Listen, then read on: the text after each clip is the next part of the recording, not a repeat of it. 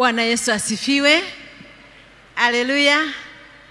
Namshukuru Mungu sana kwa kumleta mwanasheria ambaye amekazia mada somo la kaya na familia.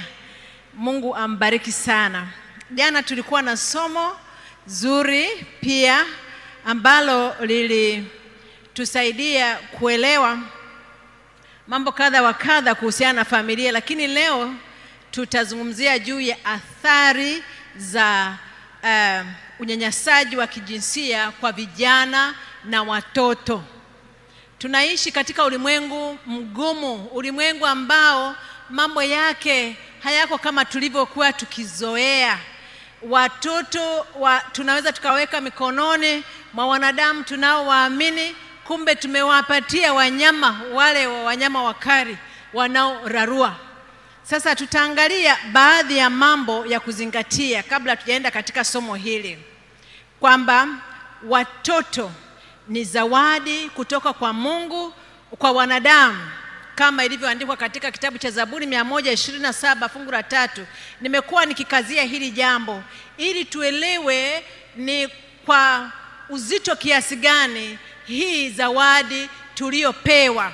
Mungu ametuthamini kwa namna gani. Ukiwa una watoto unaweza usielewe uzoefu anaopitia mtu ambaye hana mtoto. Na kwa hiyo watoto tunaopewa, Mungu anawaleta wakiwategemea wanadamu 100%, hasa wazazi, ili kutimiza mahitaji yao ya msingi kabisa. Wanadamu tofauti na wanyama. Wanyama wanajitegemea mapema.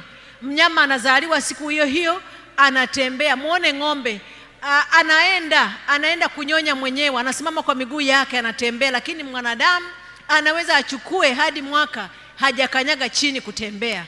Mwanadamu ni tegemezi, na kwa hiyo anahitaji matunzo 100% kutoka kwa mzazi. Mwanadamu bila mzazi hawezi kuishi, hawezi kabisa, au bila mtu atakayemlea. Kwa hiyo mazingira mazuri ya malezi ni ya muhimu sana ili mtoto yoyote aweze kuendelea vizuri. Na kuna mambo mengi ambayo si mazuri yanayowapata watoto wetu wanapoendelea kukua duniani, au vijana wanapoendelea kukua hapa duniani, na mojawapo ni unyanyasaji wa kijinsia. Kadri miaka inavyoendelea, unyanyasaji wa kijinsia umekuwa ni tatizo kubwa sana sana sana. Na wanasema hivi kwamba kati ya watoto wa kike 4, mmoja ananyanyaswa kijinsia, na kati ya watoto 6 wa kiume, basi mmoja ananyanyaswa kijinsia. Unaona hizo takwimu zilivyo mbaya, na hizi ni takwimu za ulimwengu. Nitamani ningepata takwimu za hapa nchini Tanzania, huenda napo ingetufumbua macho, lakini sikupata. Na anasema hivi, watoto wengi wanaopata unyanyasaji wa kijinsia, wanaosemwa kwamba huyu amenyanyaswa kijinsia, ni ile kabla ya kufikisha miaka 18, ambapo anaweza kufanya maamuzi yake mwenyewe. Tunapozungumzia unyanyasaji wa kijinsia kwa mtoto, ni kwa yule ambaye hajafikia umri wa miaka 18 kulingana na definition ya dunia. Lakini kiukweli hakuna yoyote anayefaa kunyanyaswa. Na hapa mtu ananyanyaswa namna gani? Ni anaposhughulishwa katika shughuli za ngono au zinazopendekeza ngono na kinyume cha sheria, kinyume na makubaliano ya mtoto mwenyewe, au kinyume na kuelewa kwa mtoto, kwa sababu mtoto bado anaendelea kukua na haelewi vizuri, na kwa hivyo hawezi kutoa kibali. Na jambo la kusikitisha ni hili kwamba 91%, yani 100%, 91% ni watu ambao wako karibu na mtoto au kijana, ni watu wanaofahamiana naye, watu ambao mtoto anaweza akawaamini kirahisi.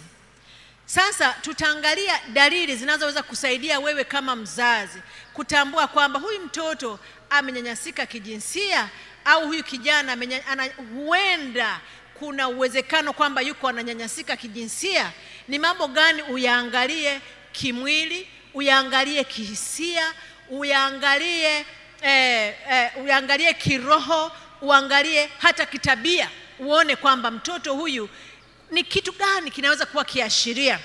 Na napenda wewe mzazi ambaye una mtoto unisikilize vizuri kwa makini. Kwanza napenda kuambia kwamba kutambua unyanyasaji wa kijinsia si jambo rahisi sana. Ni jambo gumu kwa sababu inakuwa siri kubwa. Watoto wanapewa vitisho, anaambiwa kwamba wewe ukisema utauawa au utakuwa mbaya au dunia itakuzomea, unawezaje kumdhalilisha anko au kitu kama hiki na kile. Kwa hiyo mtoto anaishi kwa hofu, anajua hawezi kumwambia mtu yoyote. Kwa hiyo yule mwenyewe mhanga anajitahidi kuficha ili waliomzunguka wasitambue hivi. Kwa hiyo si jambo rahisi kutambua. Ndio maana najaribu kusema baadhi ya dalili ili ziweze kusaidia. Tuangalie dalili za kimwili kwa watoto kwanza, kuacha vijana. Unapoona mtoto mdogo anapata ugonjwa wa zinaa, ni lazima ujiulize ameutoa wapi. Kwa hiyo ugonjwa wa zinaa ni kitu cha kwanza cha kukuambia kwamba huyu mtoto lazima amechezewa na mtu, amenyanyaswa na mtu fulani. Na ndio maana natamani wazazi, shughulika na mtoto, shughulika na shughuli zako mwenyewe huko duniani, lakini rudi uwe karibu na mtoto. Mtoto uwe wewe mwenyewe wa kumuogesha. Unapomwogesha uangalie maeneo ya mwili yanaanza kuwa yameathiriwa. Na baadhi ya vitu kama hivyo ni kama dalili za michubuko, maeneo ya sehemu za siri kwa yule mtoto. Unajua watu wanafanya unyanyasaji wa kijinsia hadi kwa watoto wadogo kabisa ambao unawavika na kuwakagua. Wanafanya hivyo. Au unakuta damu kwenye shuka ambayo mtoto analalia, na huyu mtoto hata havunja ungo na ni hazina maelezo mazuri, hazieleweki. Au nguo za ndani, unaona hivyo vitu, chukua tahadhari, kaa karibu na huyo mtoto ujue. Lakini pia dalili zingine, mtoto anakuwa na maumivu ya kichwa. Sasa nataka usiende ukiona mtoto anaumwa kichwa useme kwamba amenyanyasika kijinsia. Kichwa kinaleta habari ya mambo mengi.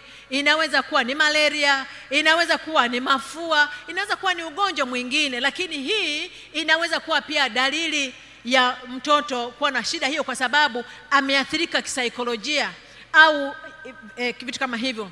Au maumivu ya tumbo yasiyo na maelezo mazuri, au mtoto ameshaacha kukojoa kitandani au kujisaidia haja ndogo kitandani, halafu anaanza tena. Unajiuliza kwamba nini kimetokea? Fuatilia kwa karibu. Au wakati mtoto anajisaidia anahangaika, anapata maumivu. Inaweza isiwe rahisi kugundua hivi vitu. Ni lazima uwe mzazi aliye karibu sana na watoto na kuelewa vizuri mabadiliko yanayoweza kutokea ndani ya mtoto. Lakini unakuta mtoto anapoteza hamu ya chakula, anapoteza uzito. Hivyo zote ni vitu ambavyo vinaweza kuwa viashiria, ufuatilie. Hata kama sio unyanyasaji wa kijinsia, bado hizo dalili zinakupatia zinaweza zinakufanya uweze kumsaidia mtoto mahali anapohitaji msaada. Lakini unakuta mtoto ni mdogo, halafu anazielewa vizuri mada za ngono na anazizungumzia sana. Ni kweli watoto siku hizi, hasa wale walioanza shule, wanafundishwa vitu vingi ambavyo sisi hatukufundishwa tukiwa wadogo. Lakini unaona mtoto ndio mazungumzo anayoyaweka. Jiulize, weka swali. Halafu au mtoto anakuwa na usiri na ukimya usio wa kawaida. Alikuwa mchangamfu, unaanza kuona mtoto anazubaa, ni lazima kuna tatizo fulani linamsumbua. Au mtoto ukimwacha na mtu fulani, maana katika familia kuna akina anko, kuna wale wakata nyasi kwa ajili ya ng'ombe, kuna ndugu wanaofika hapa. Wakati mwingine wazazi wenyewe, wapo wazazi wa kiume wanaonyanyasa kijinsia watoto wao wa kike au watoto wa kiume. Vitu kama hivyo Kwa hiyo mtoto anakataa kukaa peke yake. Unapomwacha na mtu mzima fulani, anaogopa, na ukimuuliza hana maelezo ya kutosha. Basi ukiwa na hili, kama halikuwa tabia yake, basi tambua jambo fulani huenda linaendelea katika maisha ya yule mtoto. Tuangalie mabadiliko katika tabia ya mtoto. Mtoto anaanza kurudia tabia za zamani kama nilivyozungumza. Anaanza kujisaidia kwenye nguo au kitandani, au anaanza kunyonya kidole na alishaacha. Basi hizo zikupatie maswali kichwani. Au anakuwa mtii kupita kiasi. Unajua kutii ni kitu kizuri, lakini ukiona mtoto yani unajua watoto lazima aonyeshe hali fulani hata ya kupenda michezo na mambo mengine, lakini unaona mtoto utii wake umepitiliza, jiulize, huenda amenyenyekezwa sana, au anakuwa na tabia za kihuni zisizofaa katika umri wake. Mavazi yanabadilika, tabia za kihuni, nafikiri mnanielewa wa Tanzania pia. Au anakuwa peke yake muda mrefu, anajitenga, anakaa chumbani, watoto wengine wako wanacheza, hataki kucheza nao. Au wakati anataka kuoga anajificha, anajaribu kutovua nguo mbele hata ya mzazi wake, mama, baba, anaogopa. Basi ujue labda kuna jambo. Hizo ni kitabia. Lakini pia katika tabia tuangalie kwa vijana. Labda nataka niseme kwa vijana, hizo tulizozungumza zilikuwa hasa kwa watoto, lakini kuna vijana wale ambao hawajafika umri wa miaka 18 lakini wakubwa, hao pia wananyanyasika kijinsia, wa kike na wa kiume siku hizi. Na mtoto anaanza kutojali usafi wa mwili. Na unajua wale watoto wa umri wa kupevuka wanajipenda, wanapenda kuonekana nadhifu na watanashati. Mtoto anaamua hajipendi, au anaanza kujiingiza katika vitendo vya ulevi, madawa ya kulevya, pombe na sigara na vitu kama hivyo, mabangi. Ni kweli watoto wanaweza kufanya hivyo vitu kwa sababu zingine, lakini hii pia inaweza kuwa sababu mojawapo, kwa sababu anataka kutuuliza mawazo kwa yale anayoyapitia na hawezi kumwambia mtu yoyote. Mtoto pia anaweza kuwa na hasira, anapenda uchokozi kwa sababu zile hasira alizozipata kwa yule mtu mzima ambaye hawezi kumshughulikia, anazihamishia kwa wale anaowaweza.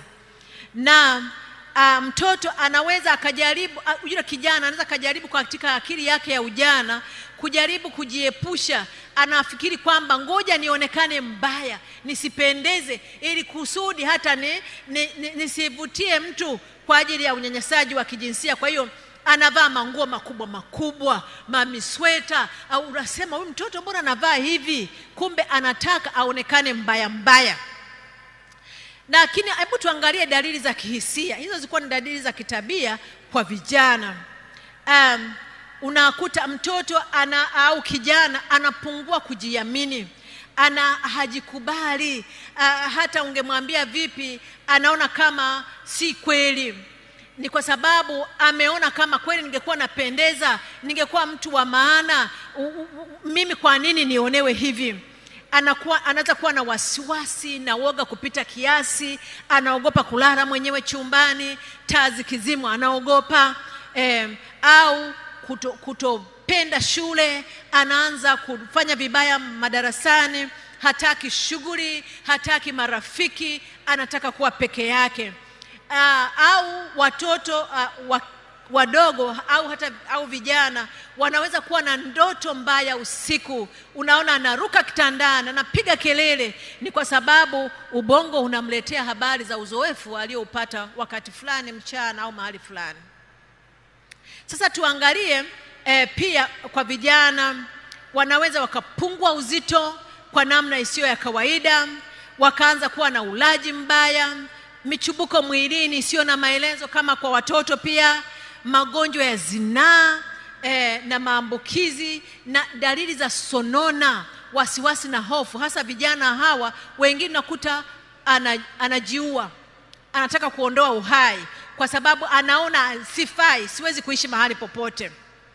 Au nao pia wanashuka kitaaluma, wanaweza kuwa na tabia za kihuni na matumizi ya ulevi. Hebu tuangalie kiroho. Kiroho vijana na watoto wanaweza wakaathirikaje? Kiroho, hebu jua kwamba unyanyasaji huu wa kijinsia unafanyika ndani ya familia, na unapofanyika ndani ya familia basi, au kwa watu ambao mtoto anawaamini kama mwalimu wa watoto, mahali ni kanisani, ni msikitini, ni shuleni, basi ni mtu ambaye anamwamini, anasema kama kweli Mungu ananipenda, kwa nini anaweza kuniweka mahali kama hapa? Au kama kweli mimi ni mtoto wa Mungu, Mungu huu mwenye upendo, anawezaje kuruhusu unyanyasaji ufanyike kwangu na asiweze kuniokoa? Kwa hiyo anaweza asiwe na hali yake ya mahusiano na Mungu ikashuka kwa sababu ya vitendo anavyofanyiwa. Na wakati mwingine, unajua shetani ni mbaya, anatumia hiyo fursa kuwajazia hatia watoto. Maana hata wale wenyewe wanyanyasaji wa kijinsia kuna wakati wanamwambia ni makosa yako, wewe ndio umesababisha vitu kama hivyo. Na nataka niwaambie hili neno, nalisema kwa huzuni tu, kwamba wapo hata viongozi wa dini wanaofanya vitendo hivyo vya kikatili. Viongozi wa dini zote wapo wanafanya hivyo, na kwa sababu hiyo katika makanisa, iwe ni msikitini, iwe ni mashuleni, iwe mahali pengine, inapendekezwa kwamba wale viongozi usiwaamini 100%, maana ni wanadamu. Kuwe na udhibiti, kuwe na namna ya kuangalia kwamba ni nani anakaa na hao watoto, na wakati mwingine ni lazima kusaini, kuapishwa kwamba utawalinda watoto. Maana walimu wa watoto, hasa viongozi wa dini makanisani na misikitini na mahali pengine, wanachukua ile fursa ya watoto kuwaamini. Unajua watoto wanapopenda walimu, mwalimu akija anamkimbilia, anamkumbatia, mwalimu akija anakwenda anampokea, basi ile hali yake ya kufanya hivyo, yule mnyanyasaji anatumia hiyo fursa kumharibia mtoto. Na kwa hiyo watoto tunapowafundisha ni vizuri kuwaeleza mipaka, namna ya kulinda mipaka yao, na kuwaambia yapo maeneo ambayo watu hawaruhusiwi kuyagusa, na wafundishe hivyo. Hebu tuangalie mazingira hatarishi yanayoweza kufanya mtoto awe katika mazingira ya hatari. Hawa wakatili na wanyanyasaji wa kijinsia wengi wanapenda kuwaonea watoto wanaoishi katika hali ya umaskini. Anaweza akampa vitu au akamwambia nitakusaidia hiki na hiki, na yeye hajakiona nyumbani. Mtoto anapokea, anafikiri ni upendo, kumbe ni mtego wa kumnasa yule mtoto. Au watoto unaweza kukuta kwamba watoto wanaoshuhudia vitendo vya ukatili mahali wanapolia, anaangukia kwenye mikono ya katili mwingine tena.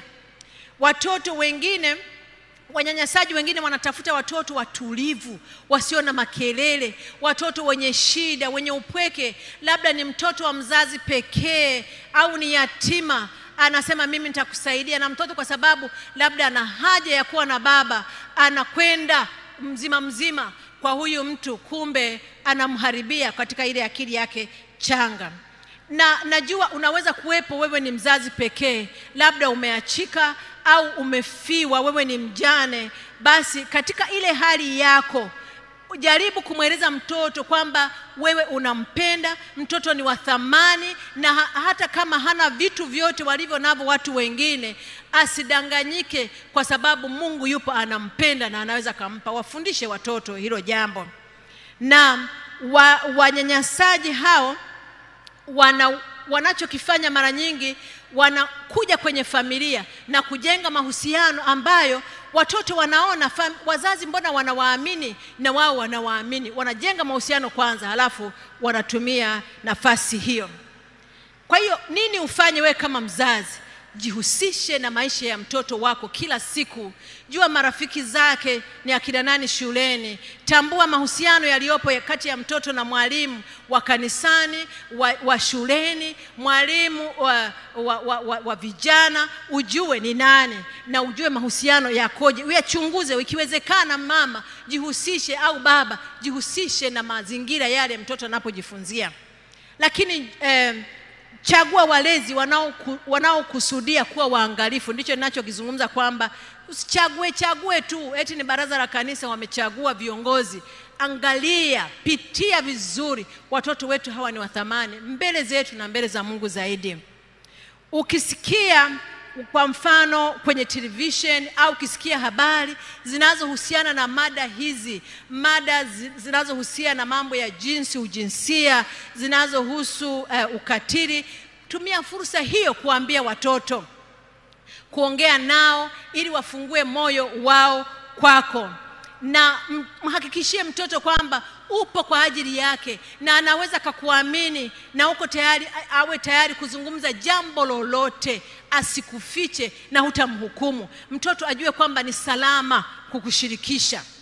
Lakini pia umwambie kwamba ukipatwa na tatizo lolote, mtu asikudanganye. Wewe niambie, hakuna kitakacho kudhuru. Mwambie mtoto, mkazanie. Na umwambie, ukiwa na mtoto hataki kusema, uliza kwa kutumia yale maswali ya jumla. Kwa mfano, badala ya kumuuliza kwamba rafiki yako ni nani, muulize, mwanangu, hivi una marafiki? Katika namna hiyo ni rahisi kusema. Lakini ukimuuliza rafiki yako ni nani, huenda anahisi unataka kulenga lile jambo lake la siri ambalo amelificha. Wakati mwingine watu wanaogopa kusema kama jambo limewatokea. Ukiona mtoto jambo limemtokea, pata msaada. Nilikuwa naangalia hata hapa Tanzania yapo mashirika ambayo yanasaidia kama mtoto amepata shida, wataarifiwe ili waweze kusaidia. Usione hivyo katika kutafuta msaada, na wewe mzazi, wewe mstari wa mbele kuona kwamba ni nani weza akamsaidia huyu mtoto. Na shetani, unajua anachokifanya, anapenda kuwadhuru watoto wa Mungu. Anapenda watoto wetu wasikuwe katika mazingira ya furaha. Dhambi ya uzinzi ndiyo silaha yake kubwa. Anaianzia katika umri mdogo, anaupandikiza kwa watoto na anaenda hata kwa watu wazima hadi wazee. Uzinzi ameweka. Lakini Biblia inatuambia kabisa kwamba uzinzi ni dhambi. Tumeshazungumza kabisa kwamba mpango wa Mungu uliowekwa ndio sahihi, tunapaswa kufuatilia. Na nimemsikia kiongozi wetu wa mada ya sheria, profesa, amesema kwamba amesema tuangalie juu, tuangalie chini. Alisemaje? Kumbe hamkusikia, inabidi arudie tena. Alisema wanaume waangalie wapi? Chini, juu? Chini? Tulisema waangalie chini. Lakini alizungumza kabisa kwamba macho yako yasiranderande kila mahali kuangalia huku na huku, na wakati mwingine hivyo vitendo ndivyo vinavyoweza kusababisha watoto nao kuviiga. Tuangalie watoto wetu, tuzungumze nao tunapokuwa na wasiwasi kuhusu mambo mabaya yanayoweza kuwapata. Unajua mambo kama haya yakiwapata yanaweza kuwa chanzo cha kuvunja mahusiano yao na Mungu na kuwanyima nafasi kwa ajili ya uzima wa milele. Ni kweli, shilingi tuikimbize, maisha tuyakimbize, vyeo tuvikimbize, nafasi na heshima tuzitafute, lakini si kwa gharama ya watoto ambao Mungu ametupatia. Ni bora wache vitu vingine vyote, ni bora watoto wapate maisha ya kawaida, lakini wawe salama mikononi mwako na mikononi mwa Mungu. Na waombe sana watoto wako. Watoto wanaoombewa wana ulinzi mkubwa kwa Mungu. Mahali popote unapoachia, wanapoenda shuleni, wanapoenda kanisani, tangaza ulinzi kwa ajili yao kwa kuupokea kutoka kwa Mungu. Basi tuombe. Mungu wetu wa mbinguni, tunakushukuru sana kwa sababu umetukumbusha kwamba katika dunia hii kweli hatuko salama, kwa sababu mwovu ana mitego mingi kwa ajili yetu. Lakini asante kwa sababu umetuahidi ulinzi tunapokutegemea. Umesema watoto wetu watalelewa na wewe Bwana, na amani yao itakuwa kubwa. Timiza ahadi hii, na ikiwa kuna mtoto ameathirika, Bwana mlinde na umuokoe, katika jina lake Yesu, amen.